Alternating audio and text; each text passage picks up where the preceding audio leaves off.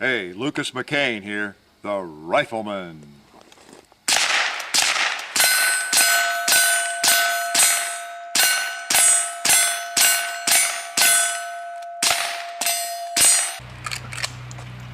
Let's go for the gong.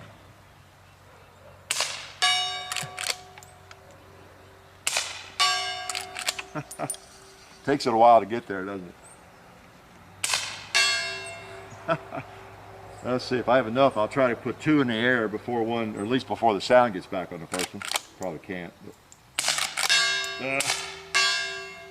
good try.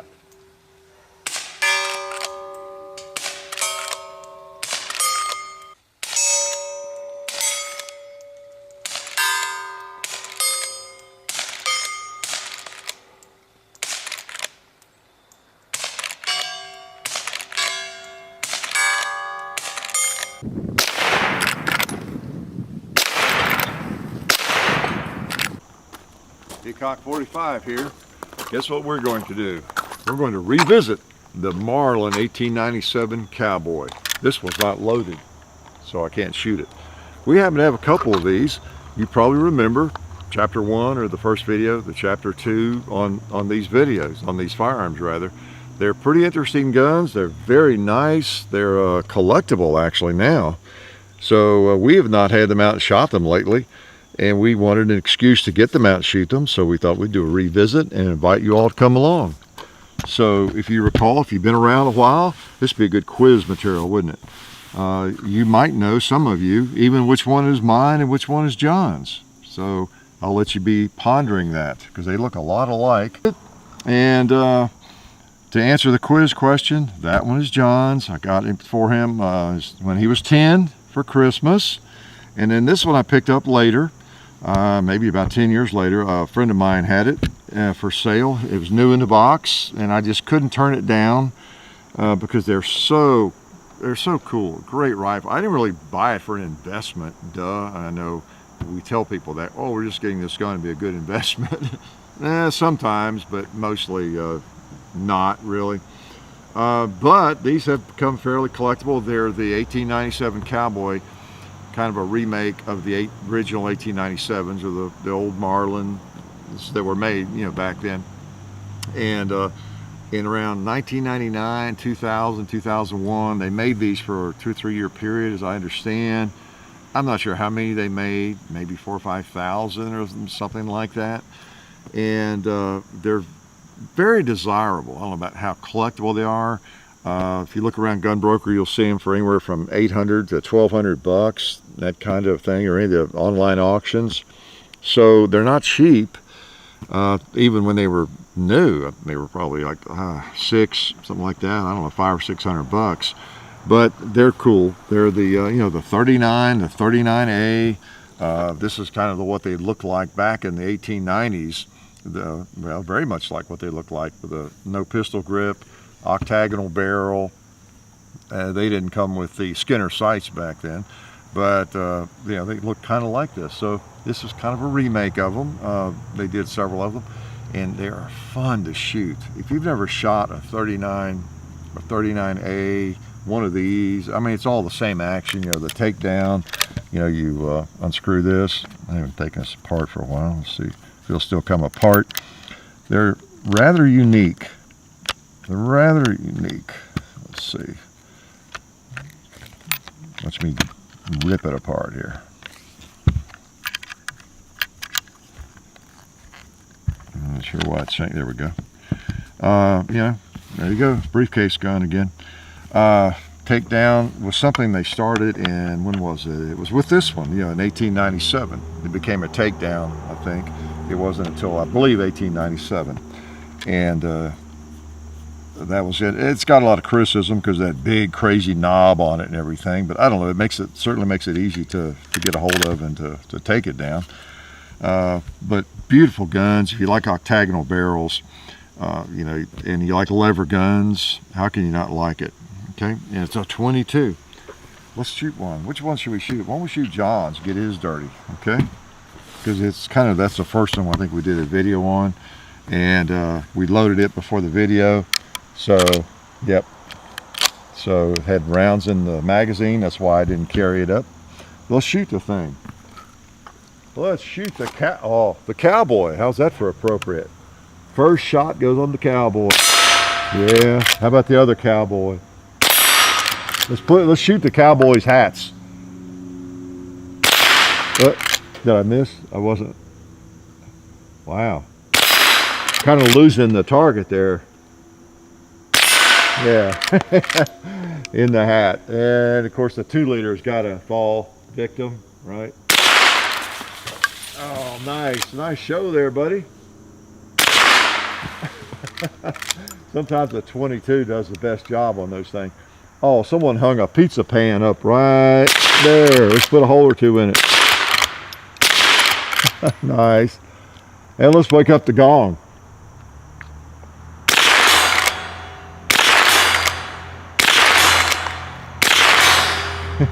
And a red plate.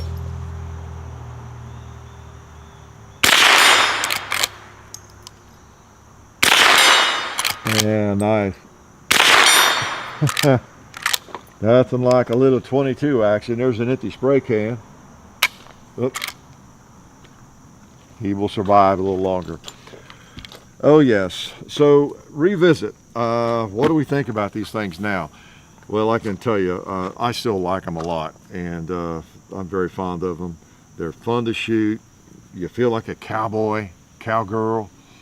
Well, I don't feel like a cowgirl, but you feel like a cowboy if you're a boy, cowgirl if you're a girl, I guess. I don't know. Cow woman if you're a woman. Cow person if you're a person. Because they're just fun. They're nothing like a lever gun, and most of you know that. And they're handy. They generally work well. They're a little sensitive, I think. You know, it's that mechanism. It's difficult to make a 22 lever gun, I think. But because I've had one of these worked on, and you know, I've known these things to have trouble. We'll talk about that later in another video. But they can be a little bit persnickety. But by and large, these two we've not had much trouble with. We had with one of them, I forget which one it was, had to get it looked at. It was hanging up a little bit one time, and not any trouble since. But cool gun. I think there's still, again, very strong market for it. Like I say, they're collectible, they're fairly expensive, they're very desirable. That's why they're expensive. Pretty smart, huh? And you're not going to pick one up for a song and a dance. That's just the way it is. Would I buy it? Yes, I would buy one. Well, I don't know if I'd pay $1,200 for one. You know, I'd be tempted. I mean, I would. All else being equal, and I had $1,200 to spend on a firearm. I was kind of looking for a 22. I probably would, or $1,000. I don't know. That does put in a little bit of a different category, because even if you really like these, finding one for $500, years back when I got these, versus $1,000 now, it's a little different, isn't it? It's a little different, but they're pretty cool, no doubt about it. Like I said, this one I got John when he was 10, and I probably ought to let you get his opinion, don't you think? Because in the revisits, he gets in here and speaks up and lets you know what he thinks about it. So let's do that right now. All right, thanks, Dad. Just like Dad said, I got this gun when I was 10 years old for Christmas, and it was really neat. I actually still kind of remember it, even though it was a long time ago, almost 20 years ago now. I'd just coming to an age where I was old enough to truly appreciate. I had some guns before that the Dad had got me for different things, but I was kind of really at that peak age where I could really appreciate what a great gift it was and how neat of a gun it was. And it was just, I remember it was a special gun. I've always really enjoyed this thing and had a great time shooting it. When I was a kid, I remember, I'd put those little CB shorts in there, and I used to love that as a kid. We'd go hiking and stuff and load up, 150 of them in here, like 25 or something, but it feels like 150 in a lever gun. And you don't even need ear protection because it's almost like shooting a suppressor, and so much fun. A lot of great memories with this gun. But then as an adult, I can appreciate it in even a different way, because during the kind of the 22 long rifle shortage, it kind of got me away from shooting 22s. I kind of got out of the mood for it because it wasn't, the thing that's appealing about 22s is that it's really cheap and you can dump a lot of rounds out, like with a Ruger 1022 or something, and throw a lot of lead, and it's just a fun, cheap way to shoot. But the neat thing about this gun, of course, the prices going up made that, you know, less desirable. But this gun is such a nice, solid, you know, real gun that I enjoy it regardless. Even if 22 ammo was expensive, I would still want to shoot this gun. It's just a very nice, solid gun, easy to shoot well. It feels great. Like Dad said, they are a little picky, but you know, it's a target gun. You know, they're not going to take this thing into war or anything. At least you hope not. You wouldn't have to, but just a really neat gun. And I still like it as an adult. That's the moral to that story. All right, rack some in.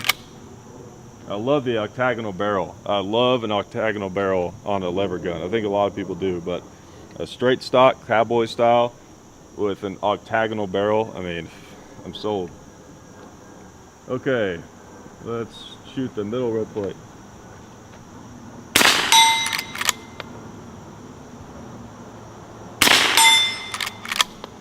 All right, let's try the little red plate. Got him. Doesn't move it too much. Okay, let's try a chicken. The one right down there in front of the turkey. Oh, just over his back. Same spot. Got him. See if I can get him again. Got him. Not enough power to knock the little chicken over. Let's try. I'm going to shoot that big hanging propane tank just so you guys can hear the sound. It makes a cool sound. All right, let's take out a 2-liter. Oh, I know what I'll do. I'm going to do it on the red one down there. I'm going to try to nick it kind of in the bottom, almost underneath the 2-liter, and we'll see what kind of effect it creates. I was almost going to say shoot the cap off, but we've done that before. It doesn't really do a whole lot unless you maybe shook it up first or something. All right, so I'm going to shoot the very bottom of the red 2-liter. Try to. Okay, not as cool as I hoped for, but still pretty neat. Let's see. There's a pot right there. And another 2-liter. That was better. I just shot it square. Okay. Let's see. I'm going to shoot the little groundhog over there. That's a fun 22 target. Got him. He's pretty heavy swinger, so he makes a loud smack. Let's see if there's another groundhog. I think it might be able to knock him off. Yep, knocked him off. All right, last one's on the gong. All right. Well, like I said, it's just a really fun gun. It's a beautiful looking gun, and it really captures the essence of a cowboy lever gun, even though this exact configuration didn't exist in the 1880s, 70s, a cowboy era. It's reminds you of that, and it's a really neat gun. And it goes back to the end of it, of course, 1897. There's still some very cowboy looking places around at that time. So anyways, I still like it, and let's bring Dad back to say some more stuff. Thanks. Okay, John, I'll say some stuff. What kind of stuff should I say? I'll tell you what I'll say. I'm going to say, pew, pew, pow, pow, pow. How's that? Let's hit a bowling pin. Oh, let's hit this paper target, see if I can hit it. I'll put about 3 or 4. Yeah. Cool. Woohoo. Oh, fun. Bowling. Let's bowl some more. Well, and a 2-liter. John saved me. Whoa, that one attacked. Well, get him. Came after me. I never did hit that spray can either. All right. Oh, man. What else have I not shot? I think I ought to shoot the cowboy again.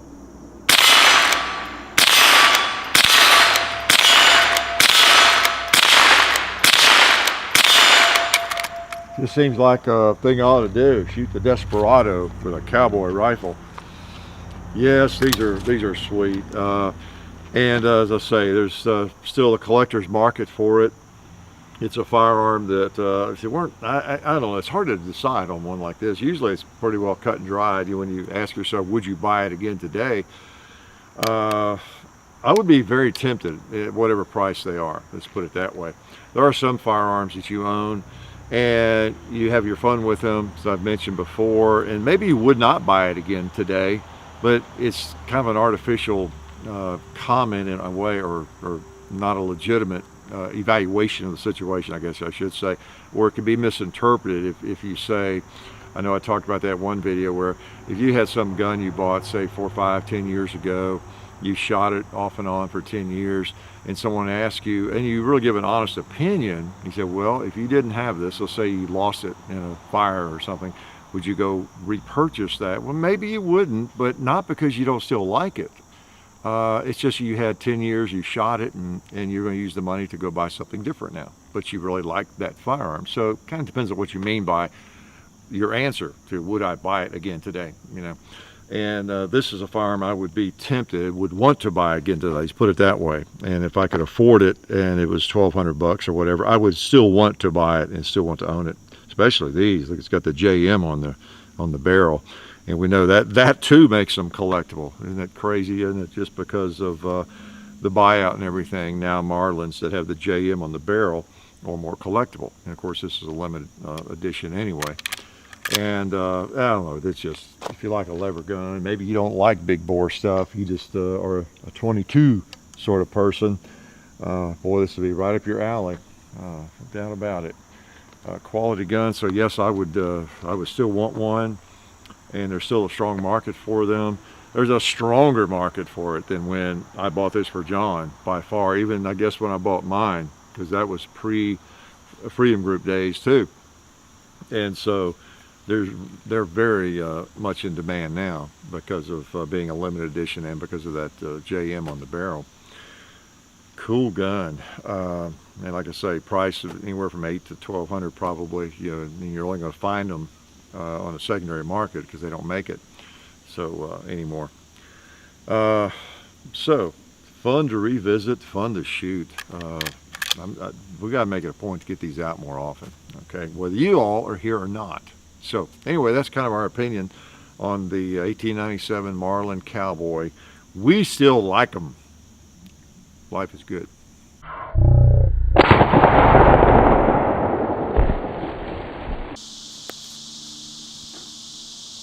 Oh hey, I hope you guys enjoyed what you just saw. If you didn't, I had nothing to do with it, and if you loved it, then it was probably all my idea.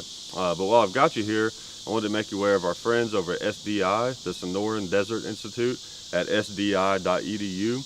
They are a fully accredited online distance learning program where you can get a degree and get certified in gunsmithing with hands-on experience, and they also have an associate's degree in firearms technology. So check that out if you get a chance. That's sdi.edu.